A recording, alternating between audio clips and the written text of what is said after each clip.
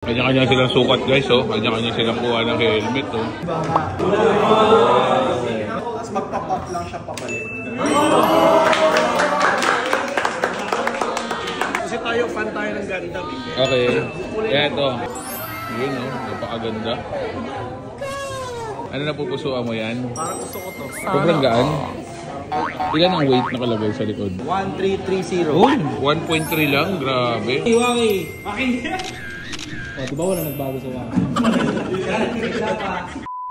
So ngayong araw nga guys, nandito tayo sa Endomingo, dito yan sa San Juan. So dahil isa tayo sa Team Sec, na imbitahan tayo dito dahil sa launching ng bagong-bagong Aero helmet at Kaberg helmet. Siyempre guys, kasama natin yung mga kapwa influencers natin dito. Buncho. Fishbomb. Makimoto pa. Nalakino. J4. Fishbomb. Derek P. Idol natin. Motor. Fishbomb. Kenji Moto. Mga manikis. Joe Moto. Yang de Castro. So maya-maya lang guys, pakikita ko sa inyo yung bagong Aero Commander 2. Coach Will, nagsasalita. Pwede na kayo maglabas ng colors. Full face, dual visor. You're very familiar naman yung mga kanyang mga features. Yung mga features.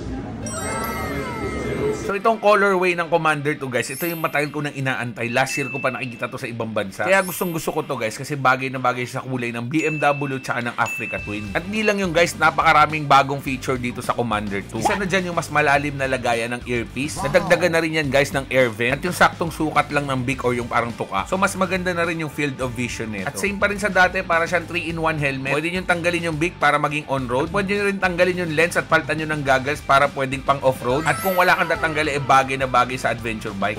One of the key features ng galing Evo and this SOS works as parang just in case magkaroon kayo ng mga accidents. May scan lang yan, lalabas ng rider profile. Yung wind noise na bawasan na rin. So yung nakapag-try ng version 1, we can expect a huge improvement sa version 2. So, di lang yan, pati yung padding, improve na rin. Pwede nyo i-check later. One of the biggest impression kasi, syempre pag unang suit mo na helmet is padding. So, makikita mo agad yung growth from last year. Tapos magtapot lang siya pabalik.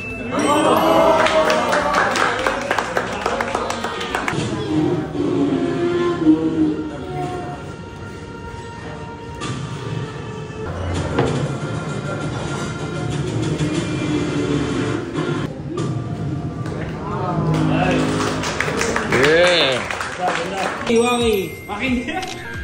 O, diba wala nagbago sa Waki? So sa mga magtatanong guys, magkano tong Aero Commander 2? Ang presyo nito is 22,900. Medyo mahal siya guys, pero mako-compare ko yung quality nito sa Shoei Hornet at sa Arai Tour Cross 3 at Tour Cross 4. At yung full carbon edition naman nila ay mako-compare natin sa Climb Krios. So sa mga magtatanong guys, saan yung mabibili to? Available to kay Sec Moto Supply, Top Fit Adventure at kay Crits Legarda. Kanya-kanya silang sukat guys, oh. Kanya-kanya silang kuha ng helmet, oh. Paano napipusuan mo, Coach Mel? Kasi tayo, fan tayo ng Gundam. Okay. Kaya ito. Red, white, and blue. Kaya gusto mo. Ikot mo nga, pakita mo sa amin. Yun, oh. Napakaganda. More on white siya, no?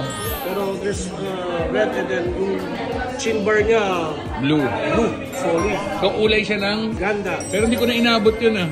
Kaya kagaya niya, hindi ko siya basta matatanggal. May lock na. May lock na siya. Tignan niyo, pipigitin natin. Yun, oh. Oo nga.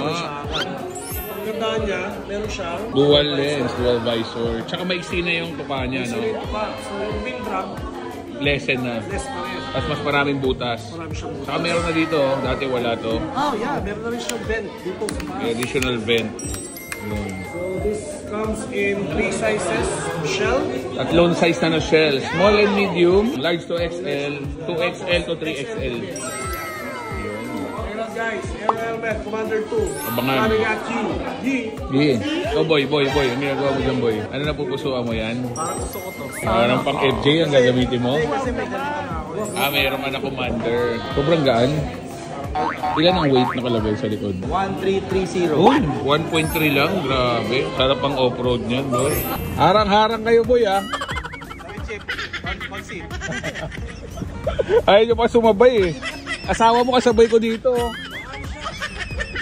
Kailangan daw sumasayaw ka. Kailangan daw sumasayaw.